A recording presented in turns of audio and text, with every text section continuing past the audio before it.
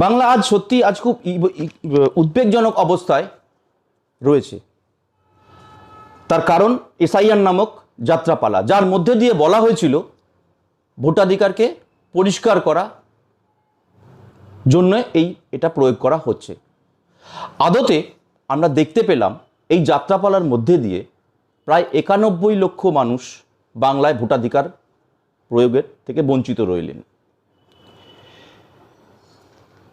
শুধু হিন্দু ধর্ম বা মুসলিম ধর্ম নয়, এই 91 লক্ষের মধ্যে সংখ্যালঘু সম্প্রদায় মুসলিমরা যেমন আছেন, হিন্দুরাও রয়েছেন। একটা গরিব শ্রেণী, দলিত শ্রেণী,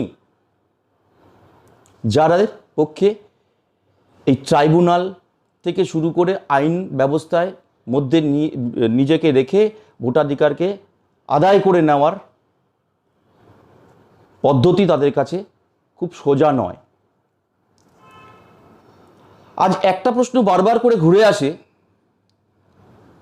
এটা কি শুধু ধর্ম জাতি মধ্যে সীমাবদ্ধ, যারা বাদ গেলেন? না, এটা আমাদের মৌলিক অধিকার, যার থেকে আমরা অন্যায়ভাবে বঞ্চিত হলাম। বাংলা ও বাঙালি 29শে এপ্রিল এবং 23শে এপ্রিল এর প্রতিবাদে সোচ্চার হন বাংলা বিরোধী, যাদের দ্বারা এই সমস্ত চক্রান্ত